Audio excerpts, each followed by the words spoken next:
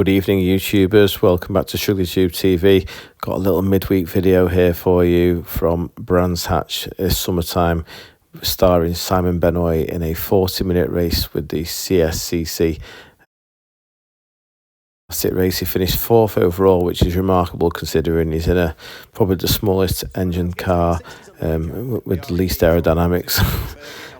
He pedalled it fantastic, so I thought we'll put this video on because it's actually really enjoyable to watch and it's got good commentary as well. So hope you enjoy it. It's a 40-minute race with a pit stop, so it's quite a twist to it. Racing in the swinging 60s, red eyes go out, and it's a brilliant start from Stephen Pickering. Ray Barrow tries to get the Camaro spooled up, and as expected, Stephen Pickering will arrive at turn 1 first. But then it will be Ian Berg in, and who will it be in what will be third place? Is it going to be Tom Peed or Ray Barrow? Ray Barrow, in the meantime, just about holds on to third place, but then immediately gets that Camaro spooled up, disappears in a straight line, but he's got to jump on the brakes nice and early to slow down that big Camaro. Yeah, it's like David and Goliath, isn't it? The big V8 cars fighting away with the far more nimble 8 Series machines. Stephen Pickering leading the way at the wheel of the Sunbeam Tiger, but Ian Bergen closes in, going down in towards Graham Hill Bend, and then we get the Cooper Straight, and Ray Barrow just rockets his way past Ian Bergen. There's nothing he can do about it. So the Camaro up into 2nd place, Ian Bergen down into 3rd. Tom Peed is still there in 4th, and 5th at the moment. We'll try and work out exactly who that is that's there in 5th position. It's another one of the sprites, isn't it, that's there in 5th place. But the race leaders coming over the start-finish line, and in a straight line, Stephen Pickering and Ray Barrow are going to be pretty matched for pace, I would have thought. They are indeed, and it remains Stephen Pickering from Ray Barrow. Ian Bergen sat there in 3rd place, followed then by Tom Peed. Is that Ian Staines in 5th place? It is, yeah. So Ian Staines is trying to close in on Tim Peed, but he's got everybody else stacked up behind him, on Tom Peed, pardon me. And there's lots of lockups going on, Mark. We saw another one into turn 1 there. We saw plenty of lockups up towards Druitt on that opening lap. So maybe tyre temperature's still not quite within a window where drivers are happy, and we may start to see that come back. But just as we mentioned, Ian Staines in 5th place, immediately flying up the inside is the number 69 machine. So that's Stephen Collins picking his way back up to where he started in 5th. Yep, so Stephen Collins through. Simon Benoy at the wheel of the Hillman Imp was about to pick up a place there as well, so that would be potentially inside the top 10 for him. Yes, he is. He's ahead of Dean Halsey at the wheel of the Datsun 240Z, so the little Hillman Imp going beautifully well in the hands of Simon Benoy. So the race leader's about to head over the start-finish line. We've had one car spin to the infield, so through go our race leaders. It's still Stephen Pickering from Ray Barrow. Then we've got Ian Bergen sitting there in what is 3rd position, Tom Peed in 4th. Also more progress being made by the number 34 BMW, which will be Charles Tippett. He's got his hands rather full and is doing battle with the 601 MG of Barney Collinson as they fight over who wants to be in the final place inside the top 10, 10th and 11th place. The spinner? Unfortunately, it's Mark Solly. I don't think that was a spin. I think that was the opening lap. He put the car there, realising he had an issue, and unfortunately, we've got another pit caller as well. His hand was out the window, thumb in the air, and unfortunately, Simon Benoy, it's all gone wrong for him. He was working his way up through the order, but that was a very, very slow Simon Benoy in towards Graham Hill Bend. Has he got that car back running again? No, he still looks rather slow, doesn't it? So I don't think Simon Benoy will play a further part in this race. Yeah, such a shame for him. So Simon Benoy was going well at the wheel of the Imp. The other car that came into the pit lane was Clive Golding. The safety car code is 60. Coming out. All right, it's code 60. So full course yellow. So that means all of the cars have to slow down to exactly the same speed. There's no overtaking. They should all hold position. The gaps between them all should remain identical. So it's you could argue almost a virtual safety car, isn't it, in reality, yes, like we'd see in other Formula, and that allows hopefully the opportunity to get that stricken car out of harm's way. Yeah, I spotted there was a little headlamp dangling out. That's Barney Collinson's car, isn't it? 601, left-hand headlamps dangling down. Yes, but has that just come out of some excessive curb usage, or has that been sort of contact? Simon Benoy has stayed out there. Didn't look like any contact. No, Simon Benoy has stayed out there. There's a lump of grass in, well, there was before somebody picked it up and moved it away, but there was a lump of grass in the middle of the circuit on the run towards Paddock Hill Bend, which makes you think that we may have had a few more off-track excursions than we initially thought. The trackside recovery unit already at the aid of Mark Solly, and of course that means Archie, he won't be able to get behind the wheel throughout this race. Running quite a way back is Richard Lambert. That car yesterday wasn't quite running on song, I don't think, in qualifying, and throughout this morning, I think with all of the antics going on, he's just trying to sort of get that mileage in, get the laps under his belt, and then sort of reassess and go from there. Yep, so I don't think it's going to be a very long full course yellow, because the trackside recovery unit is already scooping up the stricken car to move it out of harm's way. And then in reality, there will be almost a countdown. So once the course is clear, it'll almost be like a 5-second countdown before then marshals are informed to then remove the code 60 flags. They would replace them with a green flag, and then at that point, then they all come out on post at the same time, the green flags all the way around the circuit. Then we get the race back underway. So the Classic Sports Car Club, I think, are unique now as being the only club that still have or still utilise a code 60 situation. I think all of the clubs have dropped that option now. But it means, yeah, we literally go virtual safety car in reality. So the course is almost clear. We're still under code 60 for the moment. Ray Barrow is keen and is very keen to just make sure he is ready to go as and when the code 60 flags are removed, which should not be that much longer now, I would have thought, because the trackside recovery unit is pretty much at pit lane entry.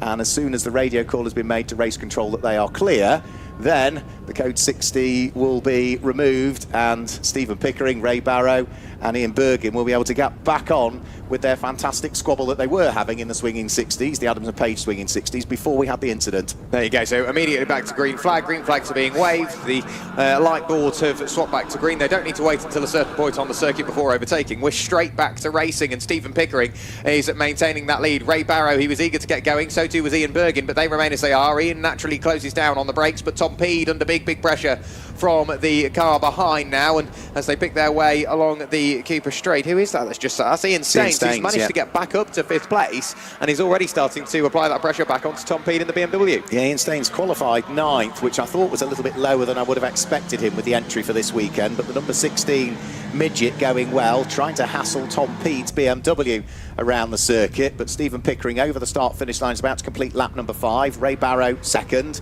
Ian Bergin from Tom Peed, who pulls away a little bit from Ian Staines in a straight line, so there's a bit more daylight between the orange BMW and the dark blue MG Midget as they head round through Paddock Hill Bend. Now Ray Barrow much slower through Paddock Hill Bend, as you would expect from the somewhat rather difficult to handle Chevrolet Camaro, and then by the time they get up towards Druids, he's fallen away from the race leader and right into the clutches, isn't he, of third place car of Ian Bergin. Yeah, Ian Bergin. Throughout today, he's, I don't want to say been annoying, but there's some people that would argue that's right, because Conor Kay just could not work his way through past Ian Bergin, and now Ray Barrow's thinking, come on, I'm in a Chevrolet Camaro, and all of a sudden, yes, Ian Bergin is making it very hard work in that Austin Healey Sprite Mark 1 for the Camaro to run away. Traffic may slowly start to become an issue. Charles Tippett dropping down the order a little bit there. I think he just saw the car behind approaching rather quickly and decided, you know what, we'll jump out the way and focus on getting our way towards the pit window, because that's still something that could turn this race on its head, because not only Ian Bergin has got a 20-second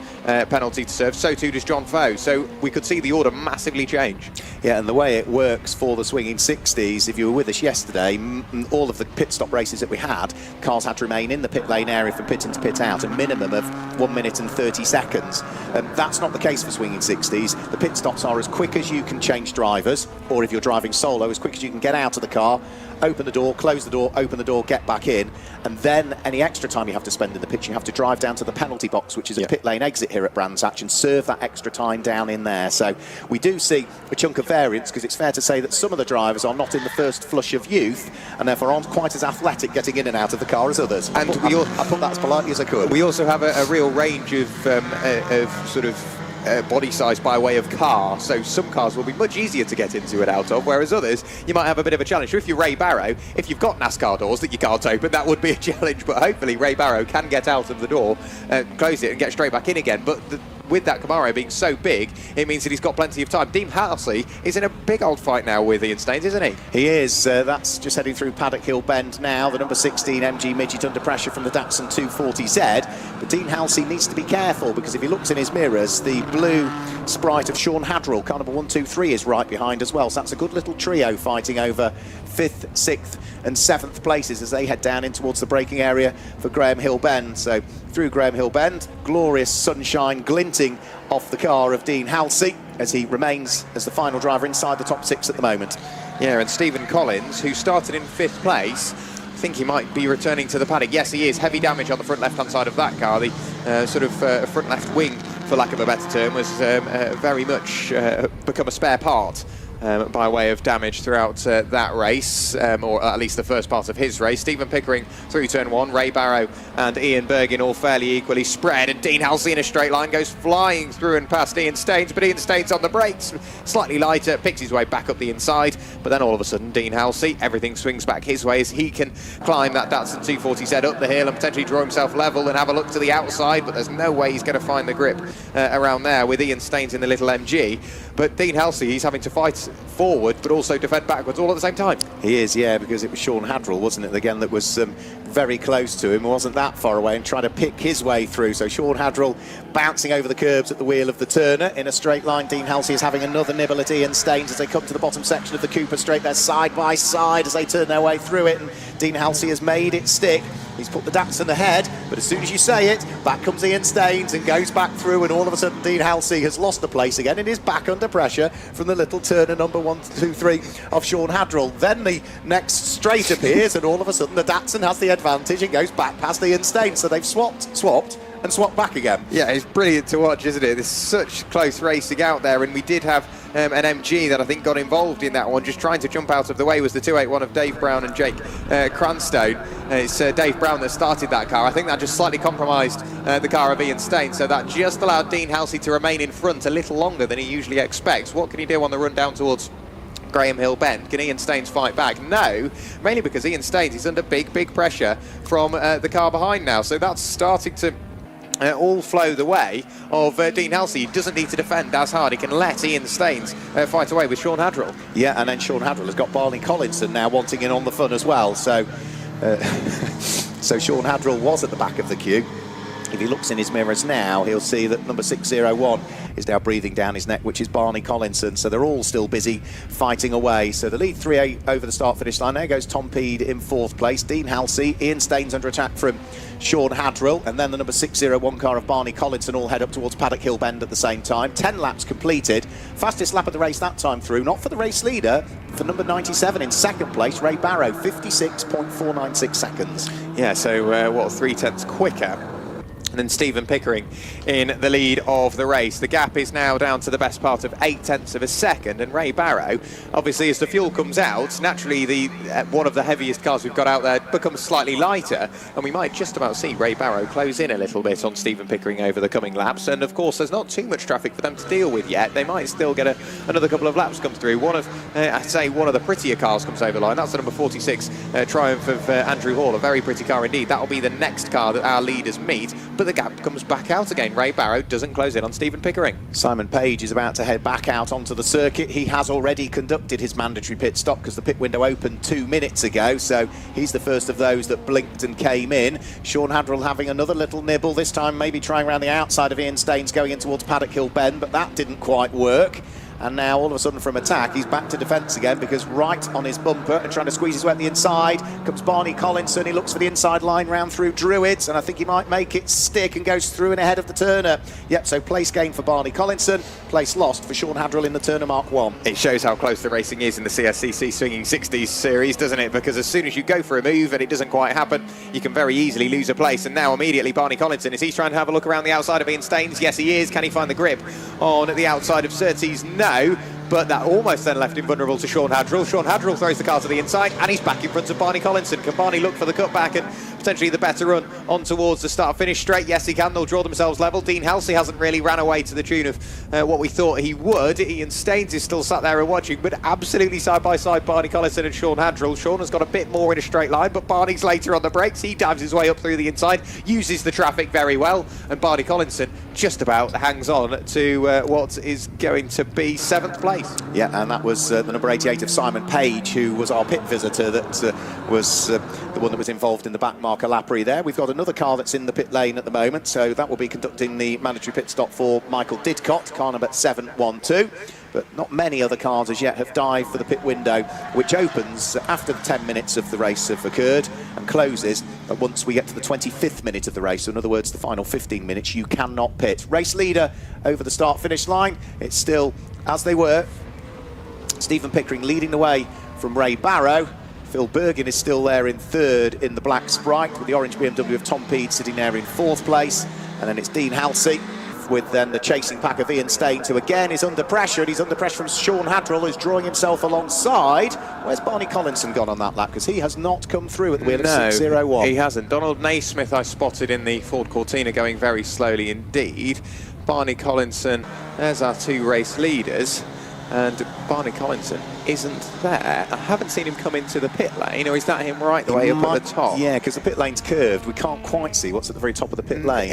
It's not saying that he's broken the beam on the run through in towards pit entry, so either he's missed it or he's gone missing somewhere out there on Circuit Park. Yep, can't quite tell where he is, so we'll keep an eye towards that.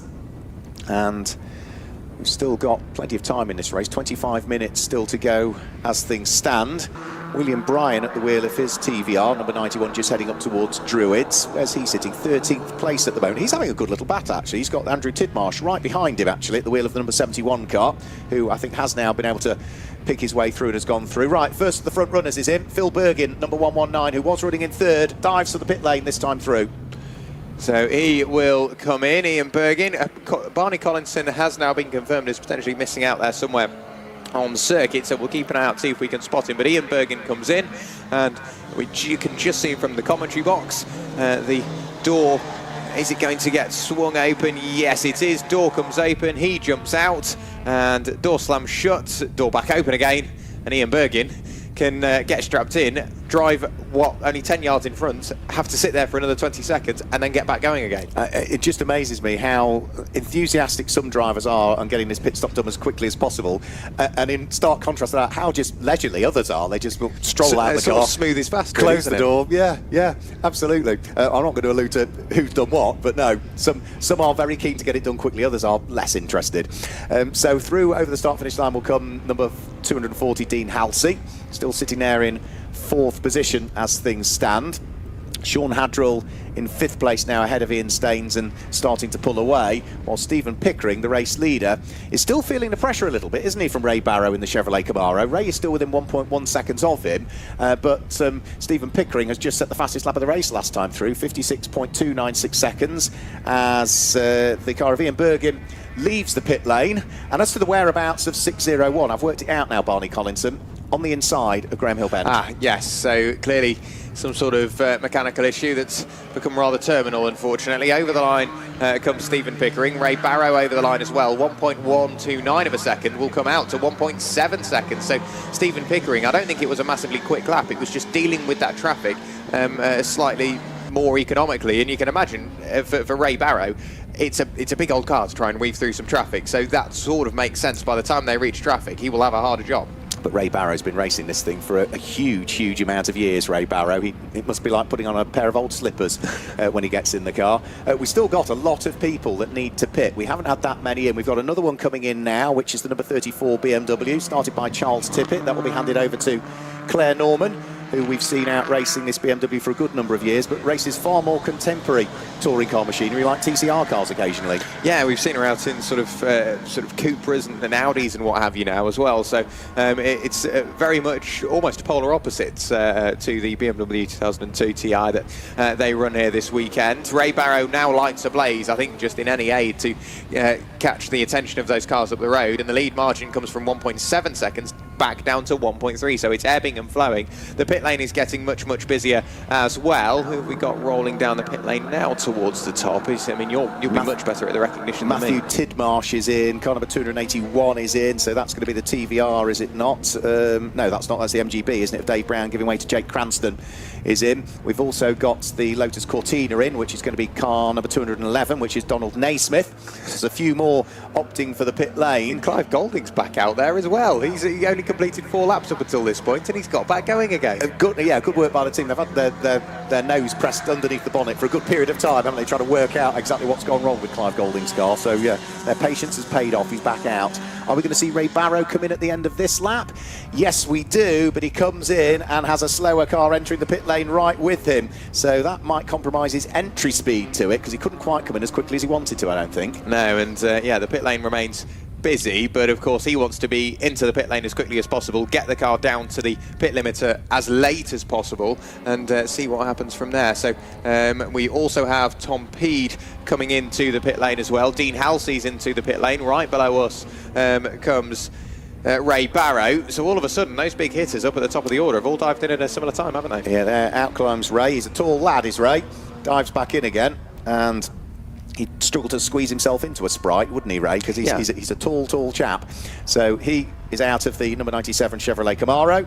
The mechanic's just making sure that he's strapped back in again and that the seatbelts go over the top of the hand and neck support, the HANS device. The CSCC officials will be double checking that as well. And then, once he's strapped back in, engine fire up and off you go. There's no minimum pit time. You just have to get out of the car, close the door, get back in again as quickly as you can. Or if you're sharing the car, change drivers as quickly as you can. But the engine does have to be switched off whilst you get in and out of the car. And he's just come out behind Stephen Pickering, who's gone over the line to tick another one in the book. One of the loudest cars we've got out there just goes over the line, that being Richard Lambert. Now, I think they've been into the pit lane. Yes, they have. So it'll be Nick Smith now behind the wheel. It sounds like it's going to be spinning the world the other way, but I think in a straight line, it's just not quite as quick as you'd expect. Great stint put in by car number 123, Sean Hadrill. He brings the Turner Mark 1 into the pit lane, so that will be Nick Wantling that will take that car over for the remainder of the race. So we've got still a few cars that need to pit. Our race leader, Stephen Pickering, needs to pit. Second place, Ian Stain, still needs to pit. Third place, Simon Benoy. We thought he was retiring not long ago, but the Hillman Imp is up to third and still needs to pit. Up to fourth is the number 53 Triumph TR5, is it, of Roy Chamberlain, TR250 actually. He is up to fourth position, and up to fifth is number 118, which also needs to pit, which is Simon Tinkler. Yeah, and back into the pit lane and back out of the pit lane comes the 102 of Clive Golding in that Turner Mark 2. They're trying to get that car bedded back in. I think they're using this as a test session now. Back out onto the circuit will go the car of Nick Wantling, having taken over from Sean Hadrill. They worked their way out just in front of the car of Dean Halsey. So will that be a change made in the pit lane? Yes, it will, because I've got a feeling Nick Wantling, or at least at the time Sean Hadrill, was a couple of cars back from Dean Halsey, and all of a sudden, a quick pit stop, that's good enough to work them up a place on the road. And that's the thing, is that, if you can get it done quickly, you can gain advantage in the swinging 60s, whereas in the other series, it's all a minimum period of time that you spend in the pits. Simon Benoy in the Imp is in this time through, so we're slowly ticking through them all.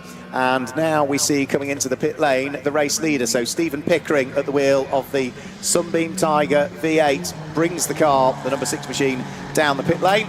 Now, where is he going to feed his way back out? There's very little to choose between himself and Ray Barrow, so it really could be down to how quick they can jump out of the car and back in again. Ray wasn't slow. You'll be able to see from where you're stood, Jack, down into the pit lane area. Wow, crumbs. Just how quick Stephen Pickering is, but the one thing he does need to do is make sure he doesn't nearly make contact with somebody who's trying to leave the pit lane. Yeah, Simon Benoy, I think. It was Simon Benoy's release wasn't great, was it? Yeah, just slightly unsighted, I think, but Stephen Pickering out of the car and immediately door open, door closed, door back open, and the team fabulously quick. This is going to be a monstrously quick stop. It needs to be a monstrously quick stop because Ray Barrow has just set the fastest lap of the race that last time through, and the Chevrolet Camaro is already, I think, going to realise that despite the fast lap he's just put in, their pit stop was that little bit slower. Stephen Pickering, so quick, in and out of the car. What was he? He was into the pits and out in 44 seconds exactly. Ray Barrow, the number 97 car, was 53 seconds, so nearly 9 seconds gained just by the speed of the pit stop. I've never seen somebody jump out and get back in that quickly, and of course that will be on, 4, maybe even 5-point harnesses as well. Yeah, so jumping out the car, it almost as though it was on fire. It was that quick, was it? Yeah. Yeah, very, very quick indeed. And the head and neck support immediately. It was just the case of making sure the belts are over that, strap them in. Ray Barrow's stop wasn't slow, but by comparison, it was about as quick as a dead sloth compared to Stephen Pickering. I've never seen Stephen Pickering jump out of that car and back in, and then immediately be back on the pace. So this will be his outlap, let's not forget. Is he the right side of a minute? Yes, he is. 58 seconds with an outlap involved in that one and a bit of traffic. Stephen Pickering, I mean, he's put himself in the best position for the final 15 minutes. Yeah, we've seen Stephen Pickering win before in the Adams and Page swinging 60s. Well, there's still 16 and a half minutes to go, so there's still plenty of time for another twist or two in the tail of this one, but he's done all of the right stuff at the moment, Stephen Pickering. We've still got one car that hasn't pitted as yet, 2 cars that haven't pitted as yet. Yeah. Roy Chamberlain, number 53, Triumph, TR250, hasn't pitted, and also number 118, Simon Tinkler, haven't pitted. They've still got time, but they've now only got 70 seconds before they need to break the beam at pit lane entry, otherwise they'll be outside of the window. Yeah, we'll keep an eye on pit entry to make sure that they they do come in, and obviously we'll hear the pit klaxon go as well. But for the moment, Stephen Pickering has done exactly what he needed to do in the pit stop. Into the pit lane will come the Triumph. No, carries on for the moment. That's going to be tight. He's not going to make it, is he? Because we've only got 50 seconds of the pit stop to go, and here comes Roy Chamberlain over the start-finish line now, number 53, and hasn't pitted, and the last lap he did was 60 seconds, so he's not going to get back round in time. Simon Tinkler has just come in. Yes, he has. He's absolutely nailed that. Fastest lap of the race.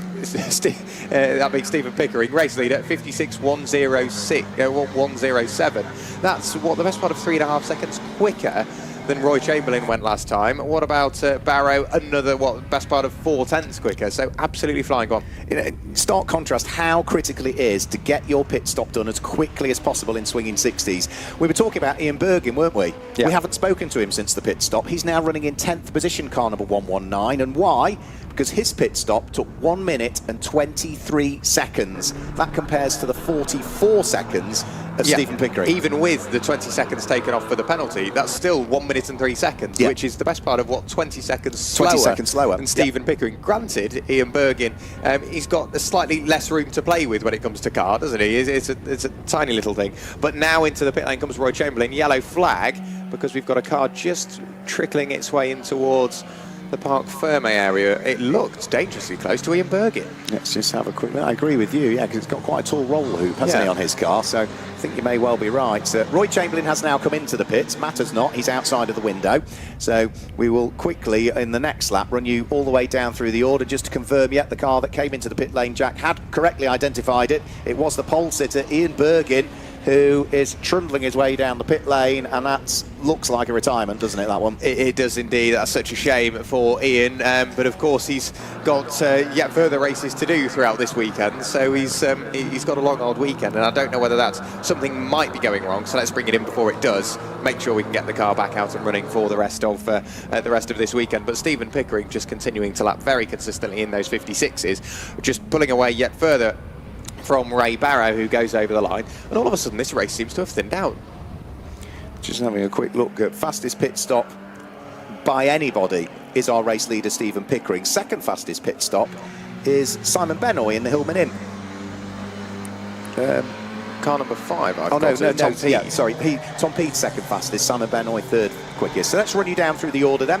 13 minutes to go. All the pit stops have now taken place. Number 6, Stephen Pickering in the Sunbeam Tiger V8 leads the way by 15.5 seconds now from number 97 Ray Barrow in the Chevrolet Camaro in second place. A further 15 seconds back from that is the number 5 orange BMW of Tom Peed, who's in third place, and fourth, 11 seconds back from Tom Peed, is car number 240 Dean Halsey. Dean Halsey though is feeling the pinch a little bit because he's got Simon Benoy's imp not that far behind him in fifth place, and sixth place at the moment. Car number 123 completes the top 6, which is Nick Watling. That's the top 6. We'll pick out some of the class leaders next time through. We will indeed, but I've just had a quick look out of the window.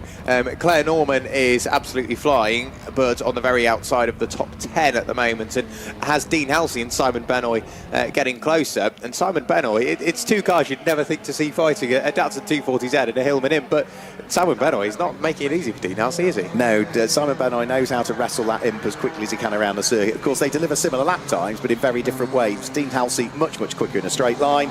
Simon Benoy quicker through the twiddly parts. Albeit he's giving away a few horses, isn't he? So our race leader's got traffic to deal with at the moment. So the number 6 car of Stephen Pickering is about to thread his way over the start-finish line. He has now placed a lap on the number 16 car of Ian Staines that time through. So Ian Staines was running, top 4, wasn't he? Top 5 earlier on. He's 7th and is now off the lead lap at the wheel of the number 16 MG. Yeah, so yet more time to find, I think, for those in question. Over the line now goes Ray Barrow and almost matches Stephen Pickering's lap time last time through. So it's just, it's that pit stop that really separated them. Up to 15 seconds now, the lead margin. Did Ian Bergin go back out onto circuit? I'd imagine he did. Looking at the timing screen, I haven't seen him come through as of yet. Well, I think in which case then he is the car that's retired on the approach up towards Druid's hairpin on the right-hand side, because is it rather smoky as well? No, I don't think it is, but that looks like Ian Bergin's with the roll hoop, yeah. So I think he came in the pit lane, looked as though he's retiring, went back out, and has now subsequently retired out on track. Yeah, such a shame for Ian Bergin, and let's hope he can get that fixed throughout the rest of today, and we can see him out throughout the rest of this weekend. Looking at Dean Halsey, whereabouts is he? Is he still fighting away with Simon Benoy? Absolutely. Simon Benoy is starting to apply that pressure. They're at that annoying pace where Claire Norman's sideways through Graham Hill Bend and along the Cooper Straight is just quick enough to stay in front of Dean Halsey, but Dean Halsey isn't quite quick enough to work his way through and past, but that's just backing him very slightly in towards Simon Benoy, who through the twiddly bits and through sort of the end of the first part of the lap and the entry to the second part of the lap is very quick, but all of a sudden onto the start-finish straight, Dean Halsey extends that margin again, so Dean's having to work super hard through the final stage of this lap, but the code 60 has been thrown, so everybody will drop down to 60 kilometres an hour.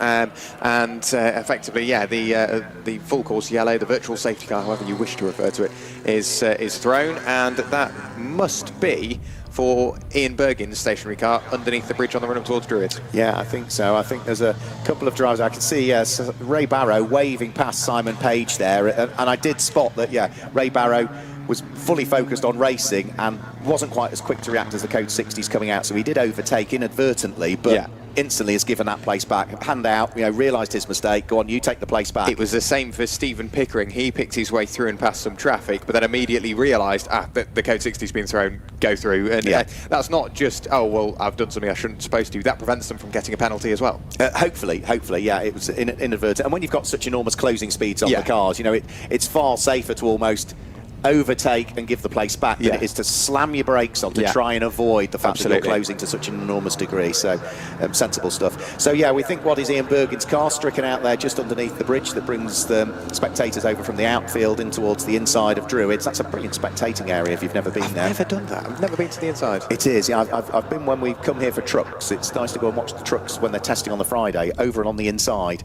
Brilliant view. You can get really close. You don't realise how close you can get at that point. So shame for Ian Bergin, but Trackside Recovery doing a brilliant job as ever in conjunction with our marshals out there to try and make sure that we minimise this period of code 60. And if you want to become a marshal, doesn't matter if you're here at Brands Hatch spectating or whether you're watching the live stream, any circuit, any club, we'd be delighted to have you. The best thing to do is log on to the official website for the British Motorsport Marshals Club, the BMMC. Their website is marshals.co.uk, marshals.co.uk. And what you can do is sign up to what's called a taster day. Every circuit has numerous of them over the year. Look through a circuit that's close to you or convenient for you, look at a date that's convenient and apply for a taster day. You'll get an electronic ticket through the post. You will meet your host, a very experienced marshal, when you arrive. You won't be the only one on a marshal taster day. Today they came up in the commentary box to see us, and there were, half a dozen, 8 on a taster day doing exactly that. And in the morning you get a guided tour. Your host for the day brings you through into race control so you can see what goes on there and what work you could do there, what happens in the assembly area where the cars are assembled before they go onto track, what happens in Parc Fermé where they go after each race, what happens in scrutineering, the technical and the safety checks that all the cars go through before they ever get out onto track, what happens in the pit lane, because again that's a very different area, and what happens on the start line, how the cars are all gridded up. You get that guided tour in the morning of all the different areas where you can become involved. And unfortunate enough to come up here sometimes and listen to us. Yeah. They have to listen to us. Yeah, sorry, so are you. And then in the afternoon you go out onto a marshal's post with an experienced team around you. You'll never be asked to go out when the circuit is live, not at all when you're on a taster day. But if we at the end of the session need a bit of sweeping up to do, if there's an incident which causes a red flag, you're asked to go and help out once the circuit is neutralised. But it's a really fantastic way of seeing whether marshalling's for you or not, as the case may be. The great thing about marshalling is you can do as many or as few days as you want. You can do it just in the UK, you can head abroad and do it. I've seen British marshals at Le Mans, at Daytona, and all of these sorts of things, and there's brilliant camaraderie amongst the marshals. So marshals.co.uk is the place to go to. Sign up for a taster day. What have you got to lose? Exactly, and those marshals that we've just been discussing will now be waving those green flags, won't they? Because we've just got the session resumed, the race resumed, and immediately Dean Halsey and Simon Benoy have tried to pick their way through and past Claire Norman. Claire Norman's fighting back at Simon Benoy, despite, I'm sure, his best interests. He wants to focus up and try and close down onto Dean Halsey, but Dean was so much quicker on the uptake of the green flags, that's bought him a bit of time. Back over the line goes Ray Barrow. What's the lead margin now? Right the way up to, what, 12 seconds now? Go on. No, I'm just looking at, we're seeing on the live stream the glorious looking Fairthorpe Electron for now in hands of Thomas Tunnard. It just, yeah, you look back at all of the cars that were built in this sort of period, the swinging 60s, and so many of them utilised A-series engines or were derived from BMC things, but people could put their own styling cues on them, and the Fairthorpe Electron is one of those. You don't see many of them around. No, not at all, and it's a very square roll cage. It's almost made for a passenger as well, isn't it? You see that on a road rally. It's a very high roll cage. No windscreen either in that car. No, so there's no point really painting your helmet. A white helmet is the way to go with stone chips and what have you, but back over the line goes Stephen Pickering and ticks another lap in the book. Yeah, so that Fairthorpe Electron is the number 92 car, if you're wondering which one it is, the light blue car that will be heading up towards the conclusion of the lap, probably in the next 15 seconds or so. Stephen Pickering still continues to lead. Ray Barrow comes over the start-finish line. Here comes the Fairthorpe Electron now through and over the start-finish line, the number 92 car. Where's Tom Peed? Because he's in third place. He's a long way adrift, isn't he? But is he getting caught by Dean Halsey? He is. Dean Halsey was over a second quicker last time at the wheel of the number 240 Datsun. So we've got a squabble building shortly between the orange BMW in third place and the Datsun for fourth. It's not there yet, but he's on his way, isn't he? Yeah, well, we've got that orange BMW 1600 Ti of Tom Peed. We've got the Datsun 240Z of Dean Halsey, and we've got the Hillman Imp of Simon Benoy. Very different machinery, but they are all working their way closer together, albeit in tow of the Hillman Imp of Simon Benoy is the other BMW we've got out there in the hands of Claire Norman, the BMW 2000 TTI.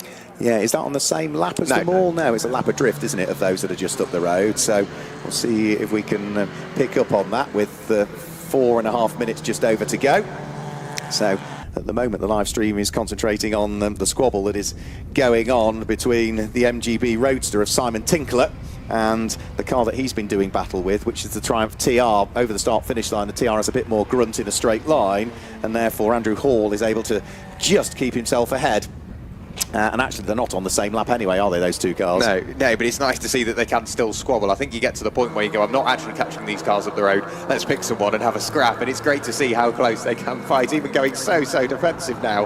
Up towards Druids is Andrew Hall in that TR6. And we've had a spin for Michael Didcott. It looks fairly innocuous, and it was just a self-made spin. Annoyingly, that's arguably the worst spot because it's unsighted on the run out of turn one, but then you've also got to climb the hill up towards Druids, which means you are very slow as well at that point, and you've got to make sure those cars behind you, they've seen you. Yeah, scary moment that would always be. We've had the swap as well. Dean Halsey has gone through and ahead of Tom Peed's BMW. We said he was closing. Well, the Datsun now is through and up into third place. Tom Peed drops down into fourth, and if he looks in his mirrors, he'll see that the Imp of Simon Benoy is not that far behind. There's still traffic to deal with as well, whilst they are trying to work their way through and past some of the slower cars that are out there. And Simon Benoy dives through, make sure that he deals with the back marker. Now, we've only got 3 minutes of this race still to go. The race leader's already now on lap number 35. The lead advantage, though, has been tumbling. It's now just down to under 10 seconds between Stephen Pickering and Ray Barrow. I suspect that's more just Stephen Pickering managing the gap, knowing that he doesn't need to push any harder because he's built the advantage. Yeah, exactly. And, of course, the traffic that Stephen Pickering has to go through a few laps later, Ray Barrow has to as well. What of the battle we saw? Simon Benoy is there or thereabouts. He will need another couple of laps. It's going to be tight whether he'll actually make it to Tom Peed before the end of the race. But then, of course, he might make it there. But he's still got to try and work the overtake, hasn't he? He certainly has, yeah. So catching is one thing, getting past is something entirely different. The lead advantage comes down to 8.7 seconds now. As for that squabble for third place, Dean Halsey's not really pulled away, has he, from Tom Peed, who seems to have stoked the fire a little bit more now and is building up a head of steam and is trying to wrestle the BMW back onto the coattails of the Datsun 240Z, all of the time whilst Simon Benoy is looking to try and close in. Now, for Dean Halsey and Tom Peed, they are also fighting not just for the final podium spot, they're also fighting for the lead of Class SZ in this one, so it is a class battle as well as being for the final step of the podium. Yeah, it's a big one, isn't it? Because they will want to finish on the overall podium, but they will also want to win their class, in inverted commas. So as we look for the battle of Dean Halsey, Tom Peed, and now effectively Simon Benoy, because they're very equidistantly spread as they work their way down in towards Graham Hill Bend. The beautiful 240Z of Dean Halsey, it's beautifully prepared, as are pretty much all the cars in the swinging 60s. Granted, after a race weekend, there's dubious amounts of duct tape there just to make sure that the car can remain out there and running. But for the moment, Tom Peed, it's that extra little bit that he wants again. He just can't quite find it to get through and past Dean Halsey. No, so he's pushing as hard as he can. Tom Peed gets a bit of a wiggle on at the wheel of the BMW, which means that he falls further away from Dean Halsey and ever more into the clutches of Simon Benoy's Imp as he comes over the start-finish line. There's 70 seconds still to go in this one. So are we going to see Tom Peed retake third place? Might he drop to fifth? We simply don't know. Yeah, and it's whether we'll get 1 or 2 laps. Over the line, we need 57 seconds. Stephen Pickering comes through. As it changes to 57 seconds, it's going to be close whether we're going to get 1 more lap in or this will be the final lap. Yeah, Stephen Pickering, that lap was nearly a 59-second lap from him, so I think the race leader is on to the final lap this time through.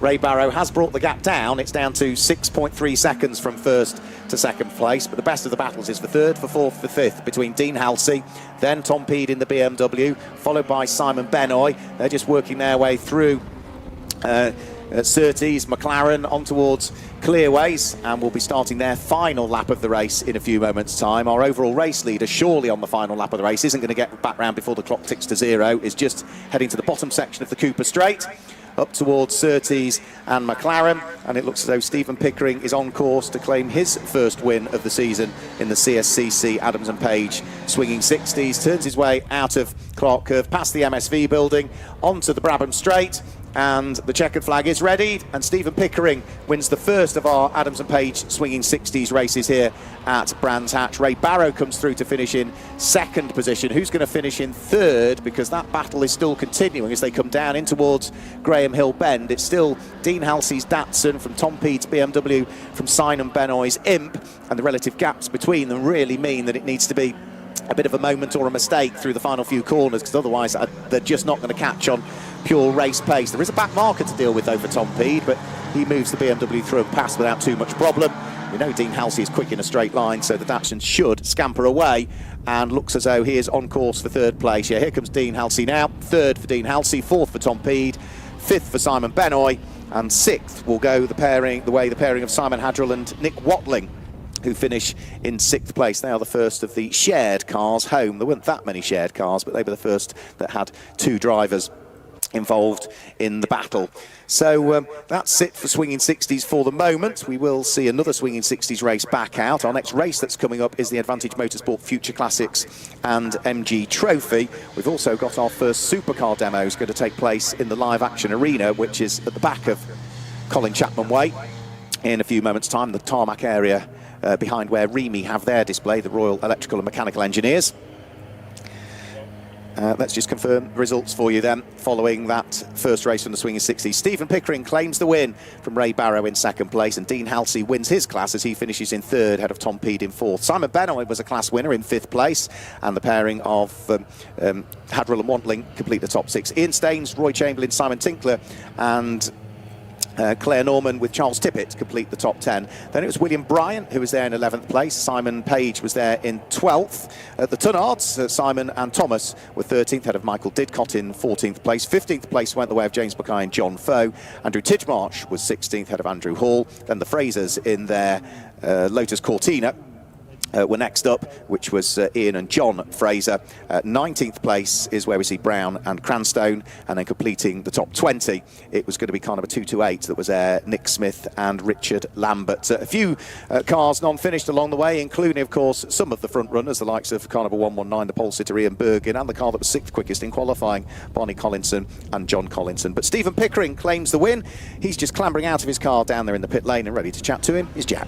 Yeah, so Stephen Pickering is just turning off the camera, making sure he can take his helmet and hands device off. I can see Dean Halsey coming towards me, and I can't see Ray Barrow. Hopefully he's just yet to come into the pit lane, or he's disappeared potentially into one of the garages. But we might just get first and third place Dean Halsey giving himself a round of applause as he comes towards us, and Stephen Pickering, yeah, just making sure he can get the helmet and hands device off. I can see Claire Norman coming towards me, but I think that's just to give a lift to Charles Tippett back to the paddock.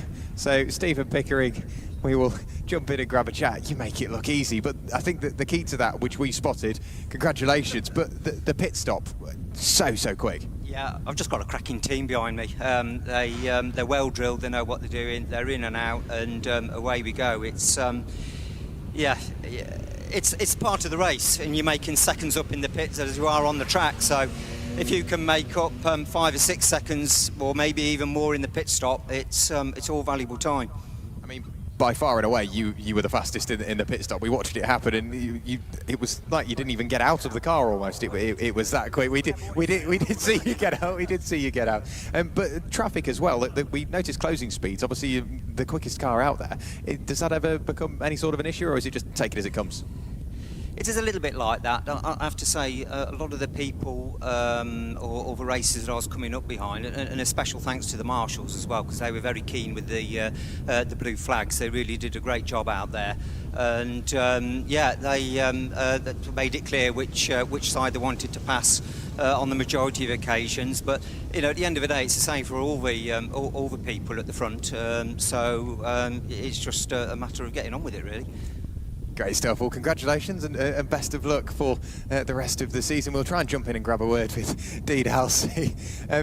You could just tell, over the moon with that one, Dean. That's P3 and a class win. Yeah, very grateful for that. I didn't qualify very well in this race, but the second race I qualified well. But today it was a case of pushing and pushing and pushing. The tyres would go off, and you could see someone catching you, so you had to try and back it down a bit to get a few more fast laps in. But yeah, overall, great result. Thank you. And it wasn't like it just came to you. You had to work for that. We saw plenty of overtaking, plenty of battles, and Tom Peed on the final couple of laps. You sort of worked that battle, and away you went. That must make it feel that much better. Yeah, it was tough. Thank you. Great stuff. Congratulations. Wow, great pedalling there from Simon. Congratulations. He actually came fourth. If you look at the results at the end of this programme, as one of the cars in front got a time penalty, so he got moved up a slot. So 1 place off being on the podium. Never mind, maybe next time. Anyway, if you enjoyed the video, then please come back tomorrow night, similar time, and I'll have race 2 uploaded, ready to go. Bye for now.